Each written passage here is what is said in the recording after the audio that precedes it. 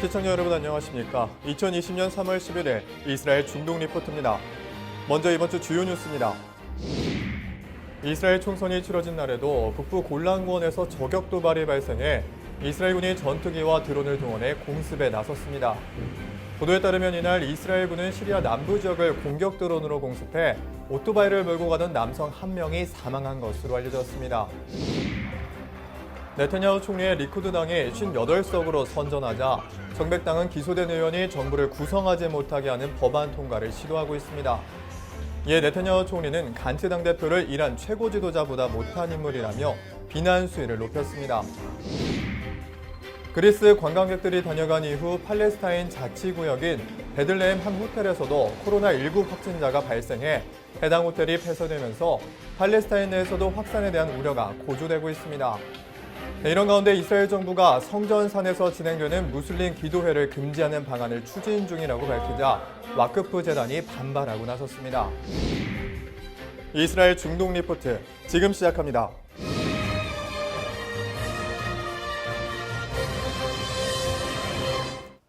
첫 소식입니다.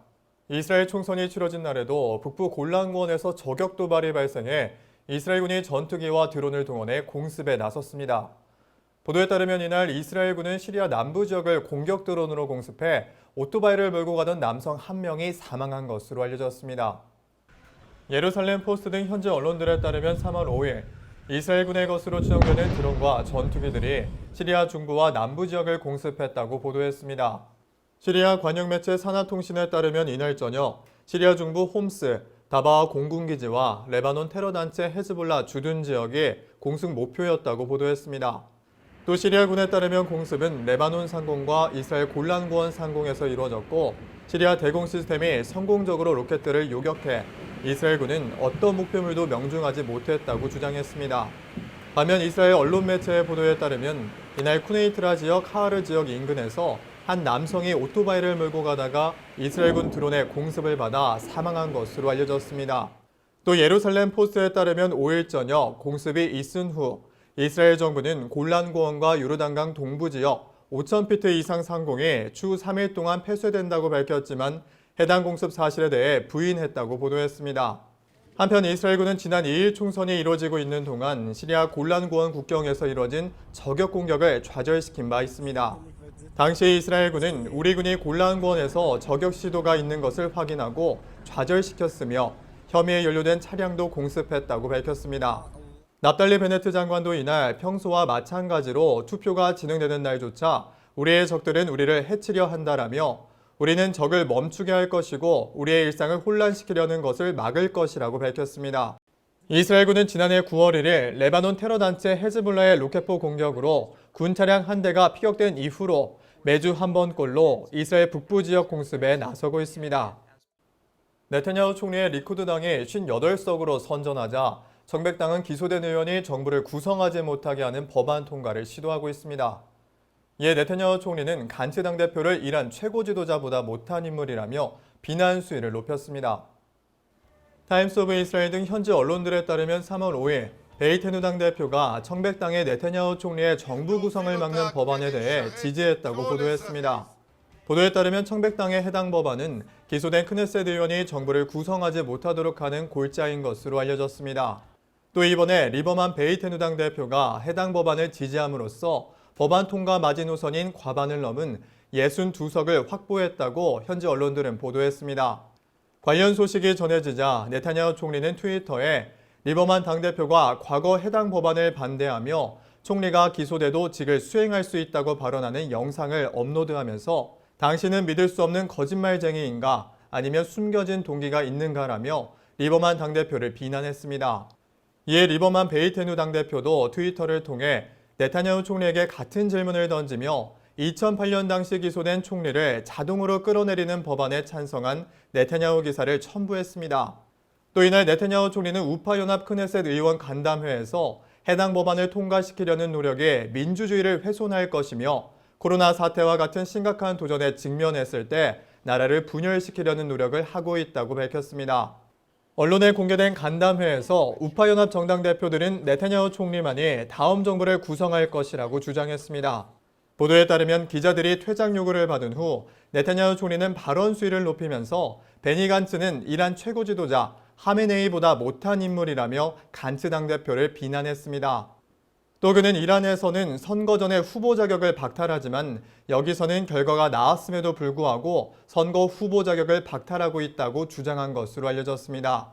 한편 리쿠드당 장관 출신인 청백단 의원 모셰 야알로는 전날 네타냐후 총리 자격 박탈을 돕기 위해 리쿠드당으로부터 제안을 받았다고 밝혔습니다. 보도에 따르면 이날 모셰 야알론 의원은 해당 제안을 거부하면서 망명자들의 표를 훔치려 하고 있다며 리쿠드당에서 당신을 없애기 위해 우리에게 도움을 청한 사람들이 많다라고 주장했습니다.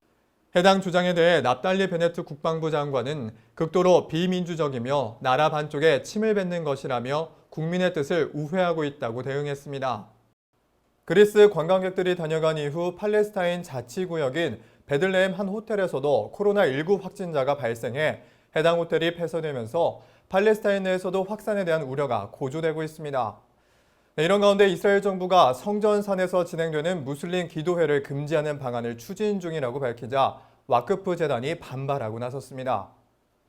타임스 오브 이스라엘 등 현지 언론들에 따르면 3월 5일 이스라엘 정부가 코로나19 확진자가 계속해서 늘자 성전산에서 무슬림들의 기도회를 금지시키는 방안을 찾고 있다고 보도했습니다. 길라드 에르단 공안부 장관은 이날 코로나19 확산에 대한 우려로 서안지구 팔레스타인 주민들의 성전산 기도회 참석을 금지하고 아랍계 이스라엘인과 동예루살렘 주민들로 한정하는 방안을 추진 중이라고 밝혔습니다. 해당 사안에 대해 요르단 정부가 운영 중인 성전산 관리단체 와크프 재단은 공영방송에 출연해 에르단 장관은 요청에 대해 거부 의사를 밝혔다고 현지 언론들은 보도했습니다. 보도에 따르면 와크프 재단 고위 관계자는 이날 이스라엘은 종교 행사에 참여하는 인원수를 제한할 수 있는 권한을 가지고 있지 않다며 그러한 조치는 극적인 결과를 가져올 수 있다고 주장했습니다. 또 와크프 재단은 추후에 기도 모임에서 비누로 손을 씻고 팔꿈치로 가리고 재채기를 하는 등의 특별 지침을 발표했습니다. 그러나 채널12는 서안지구 팔레스타인인 수천 명이 이스라엘 내로 정상적으로 들어와 일할 것이라고 보도했습니다. 한편 팔레스타인 보건복지부에 따르면 이날 오전 베들레헴 지역 한 호텔에서 7명이 코로나19 확진 판정을 받았다며 그리스로 돌아간 관광객들이 전파한 것으로 추정된다고 밝혔습니다. 또 해당 관광객들을 실은 버스를 운전한 이스라엘 남성 한 명도 확진 판정을 받았다며 이스라엘 내에서 16번째 확진자인 것으로 알려졌습니다. 현지 언론들에 따르면 만약 이번 사례로 서안지구 팔레스타인인들이 바이러스를 옮기고 있는 것으로 확인된다면 팔레스타인 관리 지역에서의 첫 확진 판정 사례가 될 것이라고 보도했습니다. احنا كنا الخوف انه محتمل في اشخاص غير مصابين من هيك وزاره الصحه اخذت اكثر من 150 عينه امبارح في الليل لفوا طواقم وزاره الصحه على البيوت اللي هم اهالي المصابين واخذوا عينات منهم كثيره. 일각에서는 베들레헴은 서안지구에서 관광객이 가장 많이 찾는 관광지로서 호텔, 기념품점 등 많은 사업체들이 관광객들에게 의존하고 있는 상황이어서 바이러스가 퍼진다면 생계에 큰 영향을 줄 것으로 봤습니다. 보통 유대인들은 문을 지날 때마다 성경 말씀과 쉐마 말씀이 적힌 종이를 말아놓은 메주자를 만지거나 입맞춤을 하는데요. 그런데 코로나19의 확산으로 아슈케나지 수성 랍비가 이를 중단해야 한다는 새로운 지침을 발표했습니다. 예루살렘 포스트 등 현지 언론들에 따르면 3월 4일 데이비드 라우이슈드 아슈케나지 수성 랍비가 유대인 집에 출입할 때 메주자의 입맞춤을 중단해야 한다는 판결을 발표했습니다. 보도에 따르면 이날 라우 수성 랍비는 슬프게도 요즘 끔찍한 질병의 확산을 보고 있다며 확진이 의심되는 사람은 메주자에 키스하거나 만지지 말아야 한다고 밝혔습니다. 유대인들의 법에 따르면 관습과 구속력이 있는 법을 구별하고 있는데 메주자의 입맞춤을 하는 것은 관습으로 분류하고 있습니다. 코로나19 확산으로 이스라엘 정부가 5,000명 이상이 운집하는 집회를 금지한 가운데 유대인 최대 명절 중의 하나인 불임절도 영향을 받았습니다. 현지 언론들의 보도에 따르면 역사상 처음으로 올해 불임절 퍼레이드를 취소했다며 이스라엘 보건부는 코로나19 바이러스로 인해 축구 경기, 콘서트, 불임절 퍼레이드 등을 막는 제한 조치를 취한 것으로 알려졌습니다. 미국도 현지 시간으로 6일 볼티모어 유대인 학교 7곳이 코로나19 바이러스로 인해 불임절에 관련된 활동을 전면 취소한다고 밝혔습니다. 보도에 따르면 이날 보이스 야고, 브노스 이스라엘 등 볼티모어 유대인 학교들은 학부모들에게 주 및 지역 보건부 등의 권고사항을 고려한 후 불행히도 우리 학교는 불임 행사를 취소할 필요가 있다고 결정했다고 밝힌 것으로 알려졌습니다. 브노스 이스라엘은 지난 5일 코로나19 확진 판정을 받은 사람과 간접적으로 접촉한 가능성이 있다는 이유로 여학생 3명을 집으로 돌려보낸 바 있지만 교실 내 활동은 정상적으로 계속된다고 밝혔습니다. 오늘 저희가 준비한 소식은 여기까지입니다. 시청해주신 여러분 고맙습니다.